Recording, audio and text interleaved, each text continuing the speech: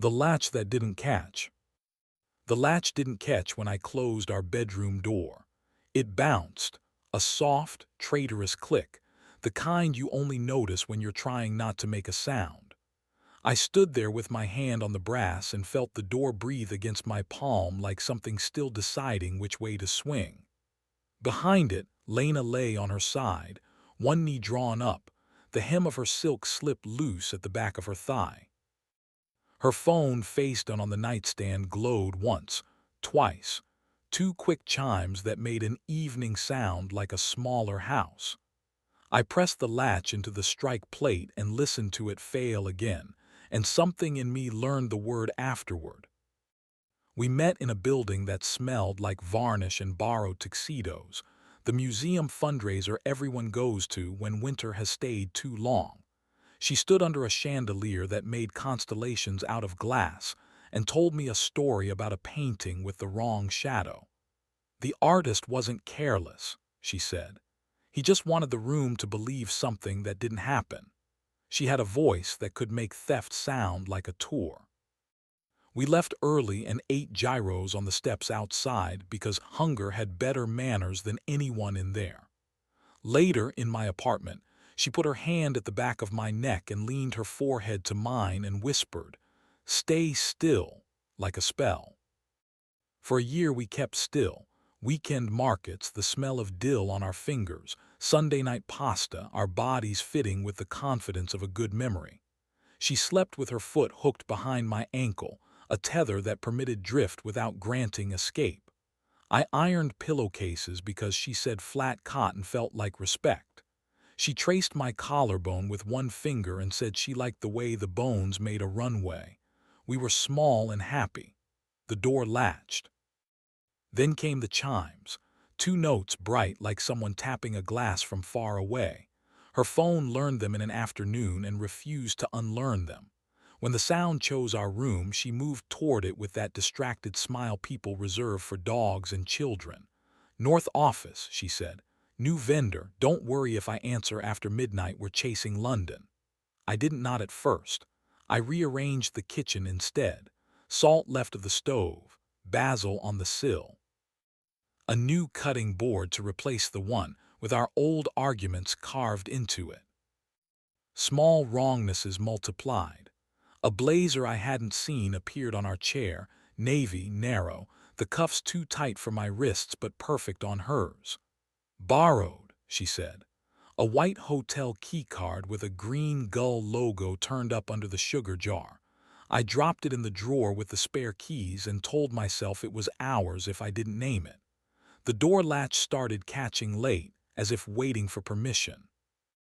At 2:07 a.m. the two-note chime would sound again, and the screen would light the room the way lightning tells you a storm is a decision being made elsewhere. The morning I decided to know, I found a cufflink under the seat of our car when I reached down for a coffee coin. Gunmetal with a disc of pearl like a milky eye. I held it up to the light and watched our faces curve inside it, small and wrong. I put it in a matchbox and wrote buttons on the lid, as if a label could make it domestic. That evening Lena came home smelling like hotel soap, a good kind, citrus with a low stone underneath that made even the air sit straighter. "We had the gala walkthrough," she said, towing off her shoes without untying them. "Everything's lines and light. You'll love it." The gala was at the Seabright, a glass-roofed hotel that sells weather to people who have forgotten what the sky looks like. I wore a suit that made me polite, and she wore a dress that made her look like a roomer. The room had the attention span of a cat. When we stepped onto the terrace, a man in a charcoal suit that didn't wrinkle put his hand on the small of her back, the way mine used to when I had something to claim. "You made it," he said to her, not me, and the way he wrapped the "you" around her made me want to throw my drink into the night and listen to it make an exact sound at the bottom of the world. She introduced him with initials, a corporate trick that lets people be brands before they have to be held accountable. He smiled with a mouth that had practiced secrets and said, "We're almost there."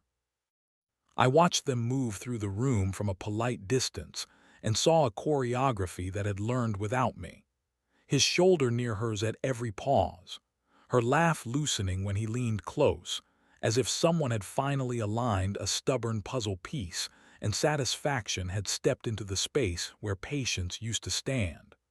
I told myself I was confusing work heat with appetite. Then she brushed a crumb from his lapel with the intimacy of someone who had done it in the dark, and the story I'd been telling myself about shadows ran out of ink. I became competent instead of brave.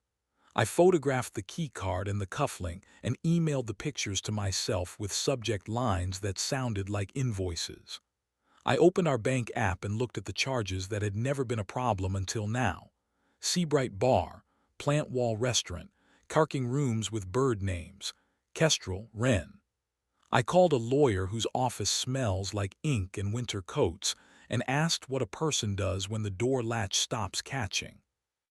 "You make a list," she said, not unkindly. "You move what you're allowed to move. You document what you can document. You get witnesses who love you. You do not send long texts that try to be literature." The day I planned the ambush, I called it a dinner. I invited her sister, who knows how to sit still while other people decide what the air is made of. I invited our friend Pavlo, who loves us both but loves clean exits more. I cooked too much so the apartment would smell like I had been counting on a future. Lena texted at 7 that she'd be 10 minutes late. At 8, she arrived with wind in her hair and a hoodie that wasn't hers tied around her waist.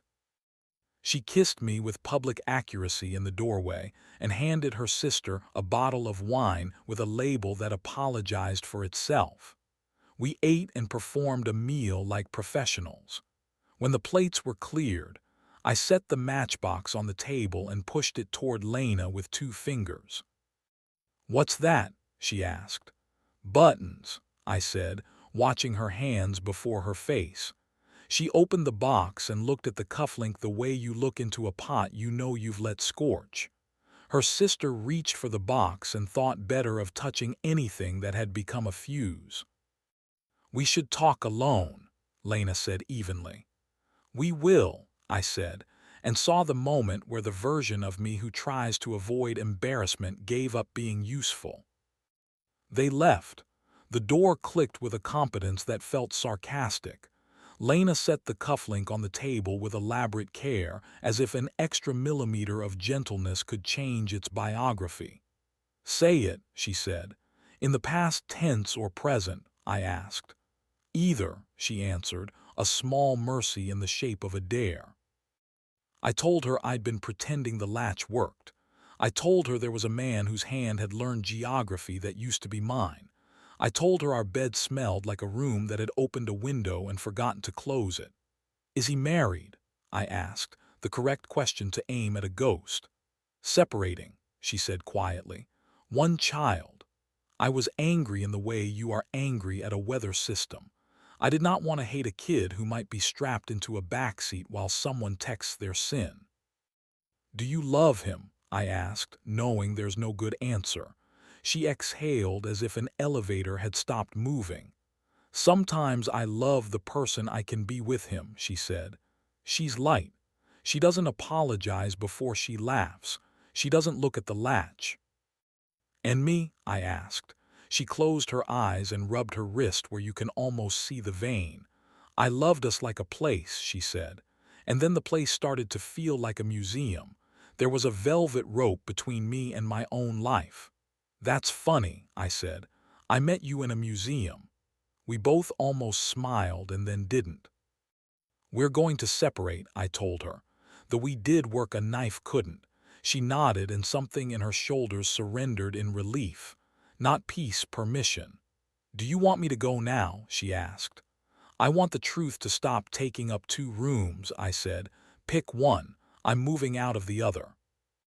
She packed in a way that told the truth, quickly, like someone who'd been living elsewhere for months and needed only to collect the body. She took a suitcase, her running shoes, the hoodie that wasn't hers, and half the basil. At the door, she reached for my wrist with the old code, thumb into the thin skin, press, release, and then changed her mind, the single kindest and worst thing she could have done. I was happy, she said. I was bored, I was greedy, I was afraid. You were human, I said. And I was too quiet to hear it. She left before we could be brave and ruin it. He wrote to me once, as they do, from an email that sounded like a committee. He used congratulations words for his own courage and condolence words for mine. He described the situation as complicated and said he hoped we could all act like men about it, which made me want to send him a mirror and a thesaurus. I forwarded the note to my lawyer and to Pavlo, who wrote back, "Delete, breathe, make eggs." I made eggs. They tasted like the first decision of a day. For weeks I carried competence like a tray. I moved savings. I closed the joint credit card. I ironed pillowcases badly and forgave the creases. I kept the matchbox in the drawer with the spare keys because some symbols deserve darkness. I ran by the river until my chest burned clean. I slept diagonal. I learned how quiet the apartment could be when it wasn't defending itself. One night I went back to the Seabright and sat under the glass roof where the vines pretend summer can be installed. The bar smelled like mint and confidence, the air layered with conversations that were a decent cover for a lie. I ordered the cheapest beer and kept my back to the elevators. A couple at the end of the bar practiced being immediate with each other. She touched his wrist where a watch would be, and he tipped his head as if the roof had said his name. I finished my drink and left a tip large enough to be mistaken for self-respect. By the time the decree arrived on thick paper, the latch on the bedroom door had been fixed by a sleepy super who didn't ask questions. It clicked shut with a new exactness that felt both petty and ceremonial. I cleaned the top of the wardrobe because dust had started writing messages to me. I took the blazer that had never belonged to me and bagged it for donation. I wrapped the cufflink in tissue and mailed it to the company with a note that read, "Found. No forwarding address." When I dropped the envelope in the box, it sounded like small metal accepting gravity. Lena texted me on a Wednesday. That's when people try to be better, midweek, when you can still choose a different ending before the weekend makes everything loud again. "Thank you for not making me the worst thing I did," she wrote. "Thank you for not making me your saint," I replied. "I bought new sheets," she sent, and the message landed like a weather report from a town you used to visit. I told her the basil had rallied. She replied with a heart I couldn't afford. I put the phone face down the way we used to, when we wanted to still be in the same room, and set the table for one without irony. I miss her sometimes. It arrives like a smell, rosemary and warm cotton, and is gone before I can complicate it. I stand at the window and watch the light strike the museum across the street and make shadows that don't match the objects, and I hear her voice again explaining how a room can be taught to believe a lie. I think about the latch and the night I listened to it fail, and the way that sound turned me into a future I couldn't see from the hallway. I think about how she pressed her thumb into my wrist as if there were a button there for rescue, and how I have learned to press it myself. Last week I took the matchbox out of the drawer and shook it. Empty. The sound was hollow and honest. I tossed the box and immediately felt lighter. The door closed behind me with that precise new click. I lay down in a bed that knows only one person now and let my hand rest on the place where her knee used to find me in the dark. The city practiced its lights on the ceiling. The room took my shape again. Somewhere, a phone chimed twice in a smaller house. Somewhere, a cufflink rolled across a dresser and stopped. A dot at the end of a sentence that doesn't require my voice.